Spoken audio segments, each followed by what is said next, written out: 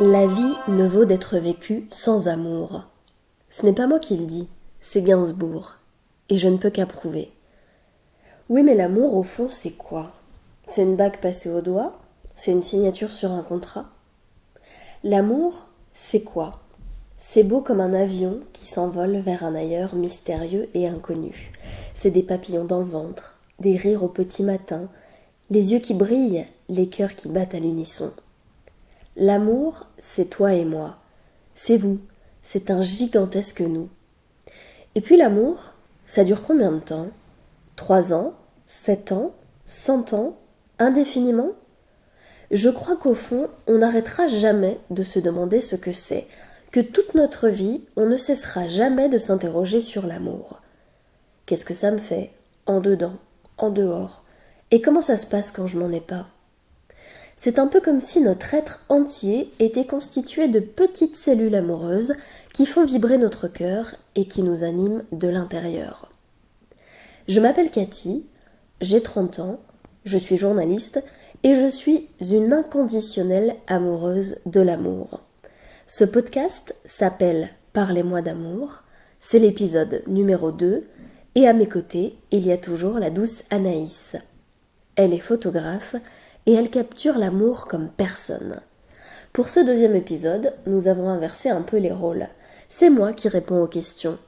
Comme une conversation entre copines, comme il en existe 1000 autres, je vous ouvre un peu mon cœur, avec sincérité, sans filtre, sans phare, ni paillettes. Bienvenue, installez-vous, ça va commencer. Alors, l'amour en 3 mots. Le premier mot que je choisirais, ce serait la bienveillance, parce que je pense que sans bienveillance, il n'y a pas d'amour. Et c'est pas toujours évident de rester bienveillant envers l'autre au fil du temps. Mais je pense que c'est un truc à bien garder en tête, voilà, de rester bienveillant. Ensuite, je dirais passion, parce que mine de rien, un amour sans passion, c'est un petit peu triste. Et ça aussi, c'est un truc qui n'est pas toujours évident à garder, la passion. Et le dernier mot, je dirais que pour moi, l'amour, c'est essentiel. C'est même vital, en fait. Et que c'est un peu le nerf de la guerre pour moi, et pour beaucoup de gens, à mon avis, en général. Mais ouais, c'est un peu ce qui me fait, ce qui me fait vibrer, quoi. Ce qui fait battre mon cœur, ce qui me fait lever le matin. Et sans amour, ouais, j'ai tendance un peu à me faner, quoi. Comme une anémone sans eau. Hein. Et c'est quoi l'amour pour toi? L'amour, c'est quoi? C'est tout. Non, c'est un truc hyper mystérieux, l'amour, en fait, parce que c'est à la fois un état dans lequel tu peux passer, je sais pas, de l'euphorie totale au désespoir le plus grand. Et en même temps, c'est un petit peu, je sais pas, comment dire, c'est un peu une parcelle de mon cœur, tu vois. Sans amour, je suis un peu incomplète. Et pour moi, l'amour, c'est un peu tout ça, mais c'est aussi, voilà, c'est des papillons dans le ventre, c'est la peur pour l'autre, c'est grisant, c'est essentiel. Enfin voilà, une fois de plus, moi je trouve que c'est vraiment... Moi j'ai toujours dit, hein, je suis une éternelle amoureuse de l'amour, donc c'est un peu une part intégrante de ma personnalité, quoi. Et tu es amoureuse en ce moment? Oui. La première fois que tu es tombée amoureuse? Je m'en rappelle très bien. Et en même temps pas tant que ça, parce que je crois que j'avais 3 4 ans. C'était en maternelle et il s'appelait Valentin.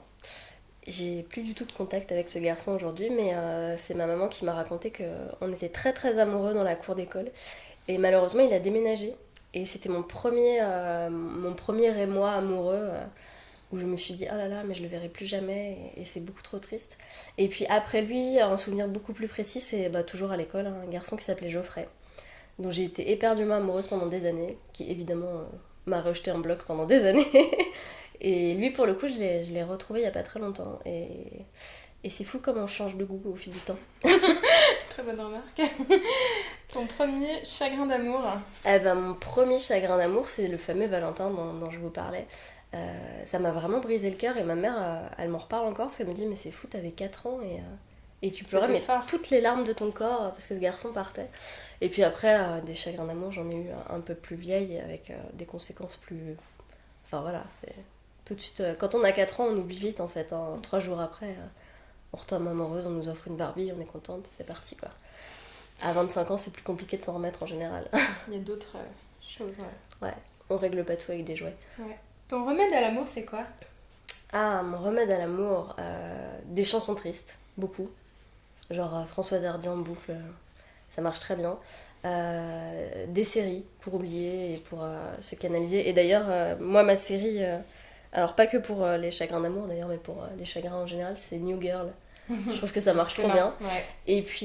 Et puis surtout, des copains, quoi. Plein de copains Des autour de amis, soi des qui te copines, poussent à l'été. sortir et qui. Mais bon, on passe toutes par cette même phase, tous et tous, toutes et tous, de cette phase où on geek un peu dans notre canapé, on ressemble à rien avec la goutte au nez, c'est normal. À la Bridget Jones. Ouais, à la Bridget Jones, mais après c'est important, je pense, de s'entourer et de se faire entourer justement par ses amis. Ouais. Donc voilà. Et la recette de l'amour heureux, c'est quoi? Le rire. Non, pas que le rire, mais ouais, moi je trouve que. En tout cas, ce qui marche bien dans mon couple, c'est ça. C'est qu'au bout de. L'humour. Au bout de 8 ans, on arrive encore à se faire rire. Enfin, lui plus que moi, parce que moi je suis très nulle pour faire des blagues. Je le fais rire à mon insu. Mais non, non, le rire, ça marche bien. C'est ce que je disais un peu au début, la bienveillance. Enfin, réussir à comprendre en fait au bout d'un moment que l'autre, tu peux pas le changer. Et que les défauts que tu peux apercevoir au bout de quelques temps, parce qu'au début, personne n'a de défauts. Hein. Quand on tombe amoureux, l'autre est parfait. Puis au fil du temps, personne n'est parfait au fond, donc on a tous des défauts qui ressortent. Mais du coup, voilà, c'est ça. Moi, je trouve que c'est ça l'enjeu dans une histoire d'amour, c'est de réussir au fil du temps à se dire que il faut l'accepter comme il est Mm. et que on pourra pas le changer. C'est peut-être à nous aussi de changer notre vision des choses et d'accepter que oui, on peut pas moduler les gens comme on aimerait. Et donc voilà, du rire, de la bienveillance, de la complicité beaucoup. Je pense que c'est hyper important de rester complice. Et pour moi, la clé d'une histoire d'amour qui marche, c'est la communication. Je connais trop de couples autour de moi qui sont en crise parce que les gens n'arrivent pas à se parler. Et je dis pas que c'est facile, hein. Moi la première, j'ai beaucoup de mal à cracher le morceau quand ça va pas. Mais je pense que c'est essentiel d'arriver à se parler et surtout d'arriver à expliquer comment nous on ressent les choses face à une situation parce qu'on se rend vite compte que l'autre en face il l'aperçoit pas pareil et qu'un mot dans notre esprit il va vouloir dire telle chose et en fait en face il sera compris de manière complètement inverse. Mm. Et il y a qu'en se parlant ou en s'écrivant ou je sais pas, en se mimant les choses qu'on arrivera à désamorcer tout ça et du coup à désamorcer les conflits derrière aussi. Enfin, après j'ai pas de recette miracle hein, pour un amour heureux sans faille, puis ce serait pas très drôle de toute façon. Non. Et une petite attention qui te fait fondre à chaque fois. Il y en a plein. Mais les fleurs ça marche trop bien. Moi j'ai un mari qui m'offre pas beaucoup de fleurs, mais le peu de fois où il le fait, ça marque bien. Et puis après, un truc qu'on faisait beaucoup avant et qu'on fait plus trop, c'est les petits mots qu'on se laisse le matin. Ça, moi j'aimais bien les petits mots qu'on se cache un peu partout. Et puis après, voilà, c'est le fait de me faire à manger tous les jours, je trouve ça plutôt mignon. Puis c'est plutôt pratique, Faut avouer. c'est pas mal. Par amour, tu serais prête à quoi? À tout. Alors peut-être pas à tuer quelqu'un, faut pas déconner. J'ai des valeurs morales dans la vie. Mais non, je suis prête à beaucoup de choses par amour.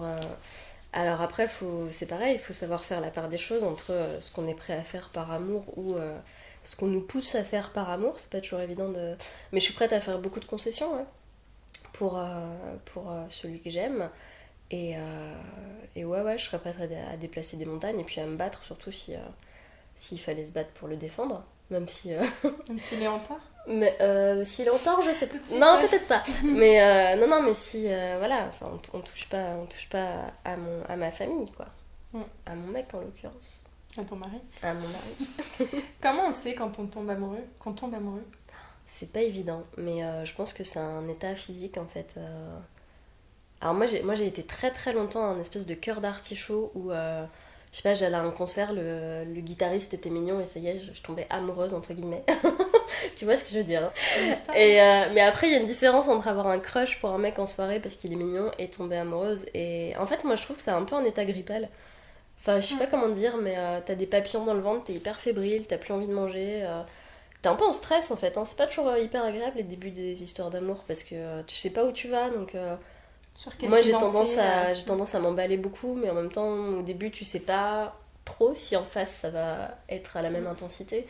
Mais il y a le côté, voilà, t'as des papillons dans le ventre, tu souris comme une bécasse pour rien, tu checkes ton téléphone toutes les 10 secondes parce que Et puis le côté, attends, je réponds pas tout de suite, il va me prendre pour une cinglée, ce genre de truc, quoi. Et voilà, mais je pense, ouais, moi, le bon signe, en tout cas, après, il y a longtemps que ça m'est pas arrivé, enfin, heureusement, tu me diras. Mais ouais, les papillons dans le ventre, ça marche bien. Et puis ce petit état de stress, quand même, un petit peu tapis au fond, où tu te dis, ouais, j'y vais pas, je sais pas comment ça va se passer. C'est grisant, mais en même temps, c'est un peu flippant, hein. Et à l'époque, ouais, à l'époque de Tinder, tu crois vraiment que le grand amour existe encore? Oui, ouais, moi j'y crois à fond. Non, j'y crois à fond. Pourtant, je viens d'une famille où les gens divorcent beaucoup, plusieurs fois. Euh, Hommage à ma famille recomposée. Mais malgré tout, moi j'y crois, ouais. Alors après, c'est sûr qu'aujourd'hui, je trouve ça plus compliqué de rencontrer des gens. Parce que oui, les applications, ça a un côté un peu. C'est bizarre quand même de rencontrer des gens via un écran. Et en même temps, pourquoi pas, moi je connais plein d'histoires qui ont démarré sur Tinder ou Adopte un mec et qui marchent. Mais ouais, moi j'y crois encore à fond. Après, je pense que c'est pas évident. Par contre, on est dans une génération où, bah, justement, comme un réseau social, tout va très vite, on se lasse très vite. À la moindre faille, on oublie un peu de se battre et on passe à autre chose. Le grand amour, je pense qu'il existe, mais ça demande des efforts en fait. Et ça demande notamment un effort pour le garder. Et je trouve qu'aujourd'hui, on a tendance à un peu trop vite baisser les bras à la moindre engueulade ou à la moindre faille et à pas se battre assez pour garder ce qu'on a. Et j'ai pas mal d'exemples autour de moi de gens qui se séparent en fait en un rien de temps alors qu'il y avait peut-être moyen de réparer tout ça, quoi. Mm. Société de consommation. C'est ça. On dit que l'amour rend aveugle, c'est vrai? Ouais, complètement. Après, je suis pas bien placée pour dire ça parce que j'en sais rien. Mais je pense que oui, quand on est amoureuse, on a tendance à pardonner beaucoup de choses. Et c'est ce que je disais un peu tout à l'heure. Quand tu tombes amoureuse, voilà, au début, la personne en face, elle est parfaite, quoi. Elle n'a pas un Idéal. défaut. Elle est, Idéalisé. ouais, tu la mets sur un piédestal. Et même après coup, je trouve que ouais, c'est facile de se voiler un peu la face sur certains trucs. C'est d'ailleurs pour ça que voilà, on entend des histoires un peu comme ce que raconte Sophie Lambda dans son livre, dans sa BD Tant pis pour l'amour. C'est un peu comme ça que tu tombes après dans des failles où tu rencontres un pervers narcissique et tu t'en rends pas compte tout de suite, quoi. Mais ouais, ça rend un peu aveugle, mais en même temps tant mieux parce que sinon, je pense que si on, on voyait que les défauts des autres, à un moment donné, il y aurait plus d'amour, quoi. Ça t'inspire l'amour? Ouais, ça m'inspire énormément. Ça m'inspire à fond. Bah déjà, ça m'a inspiré à créer ce podcast avec toi. Mais ouais, après, moi, ça m'inspirait beaucoup, beaucoup, beaucoup dans mes écrits, dans ma vie en général. Ouais, je trouve que c'est une belle source de philosophie, de sagesse. Et puis c'est grisant aussi, même les histoires d'amour des autres. Je trouve ça... Moi, j'adore, en fait. Ça porte. Ouais, ça porte à fond. J'adore lire, écouter... regarder, parler avec mes copines de leurs histoires d'amour. Je trouve ça hyper inspirant, ouais. Sauf faire des films, quoi. Ah, se faire des films à fond. fond. Moi, je suis À une fond, grande mais rêveuse. d'accord. Moi, j'aurais mérité 50 Oscars depuis Moi aussi. depuis le début de ma vie, avec tous les scénarios dans ma tête. Exactement. Et si tu devais écrire, filmer, ou photographier, ou illustrer une belle histoire d'amour, ça ressemblerait à quoi? Du coup, ce serait écrit, hein, parce que je suis très nulle pour dessiner et pour photographier et tout ça. Mais ce serait une histoire d'amour un peu compliquée, tu vois, la Roméo et Juliette. Parce qu'on va pas se mentir qu'une histoire d'amour parfaite, c'est chiant, quoi. Enfin, non, à vivre, c'est cool, mais à scénariser, c'est un peu... ce serait un truc un peu compliqué, tu vois, une histoire d'amour un peu impossible entre deux personnes que tout éloigne, tout oppose, et qui malgré tout réussissent à se retrouver et à s'aimer. Ouais, Roméo. En fait, Shakespeare est déjà passé par là. Ouais, il l'a très bien fait. J'ai peur, ouais, c'est bon. Faut le faire au goût, je remballe mon clavier. Au goût actuel. C'est ça. Et le prince charmant, ils se marièrent et vécurent ensemble toute leur vie, tu y crois, toi? Bah écoute, j'espère, parce que je me suis mariée il y a 1 an et demi, donc il vaut mieux. Non, oui, j'y crois. Après, de là à dire que on passera toute notre vie ensemble, oui, j'y crois. Après, je suis réaliste aussi, parce que je sais que on sait pas ce que l'avenir nous réserve, mais ouais, je pense que ça existe encore. Il y a eu, à mon avis, il y a eu toute une génération d'enfants de divorcés et de divorces qui ont fait qu'on a un petit peu arrêté de croire à tout ça, mais au contraire, je pense que ça peut marcher. peut-être qu'on se rencontre plus tard aussi maintenant et que du coup, on sélectionne un peu mieux la personne avec qui on veut passer notre vie. Ouais. On vit plus de choses avant, donc on a moins de frustration, on a moins de... Puis on a des critères plus précis. Moi, je sais qu'à 18 ans, voilà, le premier mec qui était un peu mignon et qui voulait bien de moi, j'y allais, quoi. Aujourd'hui, ce serait différent, j'ai des critères. Des exigences. J'ai affiné mes choix, tu vois. Tu sais ce que tu veux, ça va. Ouais, je suis C'est exigeante. important. Non, mais Non, mais c'est ça, je pense aussi que aujourd'hui, on trouve peut-être moins facilement l'amour, mais quand on le trouve, ça marche mieux. et puis on y travaille aussi, je pense. On Il y a y une vraie travaille, et construction. puis ouais, je pense que ouais, on se donne un peu plus les moyens de. Alors qu'avant, effectivement, la génération de nos parents, ou même de nos grands-parents, c'était fallait se marier très tôt, on se posait pas trop la question, et puis il y a eu le côté après, on peut divorcer en un claquement de doigts, donc allons-y, Ça quoi. va vite, ouais. Aujourd'hui, je pense qu'on réfléchit un petit peu, enfin, j'ose espérer en tout cas qu'on réfléchit un peu plus à tout ça aussi. Yes. Et ça fait quoi d'être amoureux? C'est trop bien. C'est flippant aussi, hein, parce que c'est pareil, c'est un petit peu un... Alors je dis pas que voilà, aujourd'hui je suis flippée en permanence que mon mec s'en aille, c'est pas le cas. Mais non, c'est un espèce de... C'est un peu une zone de sécurité dans laquelle tu te sens bien.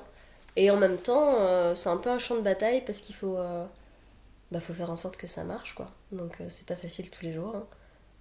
Parce que quand tu rentres du boulot et que t'as envie de tout envoyer bouler, il y a ton mec qui est là puis il a rien demandé. Et il faut quand même faire bonne figure, quoi. Un minimum. Et le coup de foudre, ça existe vraiment ou c'est un pieux mensonge? Ah non, le coup de foot, ça existe. Bah moi, je l'ai vécu, hein, donc Tu peux ouais, témoigner. je peux en témoigner. Non, non, ça existe à fond. Après, c'est pas parce qu'il n'y a pas de coup de foot que ça peut pas marcher, par contre, à l'inverse. Mais non, non, le coup de foudre, moi, j'y crois. Moi, je crois à fond à l'âme sœur, en fait. Je pense que, très honnêtement, mon mec, c'est mon âme sœur. Et que si on s'est rencontrés ce soir-là, précisément, dans cet endroit, c'est parce Il y avait qu'il une fallait raison. qu'on se rencontre. Et d'ailleurs, enfin, je le raconte souvent en rigolant et lui il me prend pour une folle, mais je me suis toujours dit que le jour où je l'ai rencontré, en fait, je rentrais d'un festival avec des copines. J'étais dans le train et on me propose d'aller boire un verre en rentrant à la sortie du train. Et je sais pas pourquoi, dans le train, je me suis dit, tiens, je vais me remaquiller. Alors que bon, c'est pas le genre de truc que je fais d'habitude, tu vois. Et je pense qu'inconsciemment, je savais que j'allais rencontrer quelqu'un. Et quand il est arrivé, on s'est rencontrés. Et j'étais pas du tout dans une optique de drague ou quoi que ce soit, mais il me file son numéro à la fin de la soirée. Et je me dis, oh là là, en fait, j'ai pas du tout envie de me faire chier avec un mec. Je suis bien dans ma vie de célibataire, je suis étudiante. Et au fond de moi, il y a un truc qui me disait, mais en fait, faut que tu y ailles à ce rendez-vous parce que c'est le père de tes enfants et c'est l'homme de ta vie. Et je pense que j'avais bien fait d'y aller du coup. Parce que 8 ans plus tard, on est mariés, tu vois. Donc... Ils font la suite. Ouais, vivement la suite. Et il faut faire quoi? Dire ou être pour te séduire? Faut être profondément gentil. Il faut avoir du second degré, plein, parce que j'aime pas les gens qui se prennent au sérieux. Et, et il faut être un petit peu aventureux, mais pas trop adulte non plus, parce que j'ai un peu du mal avec les choses d'adulte, c'est compliqué.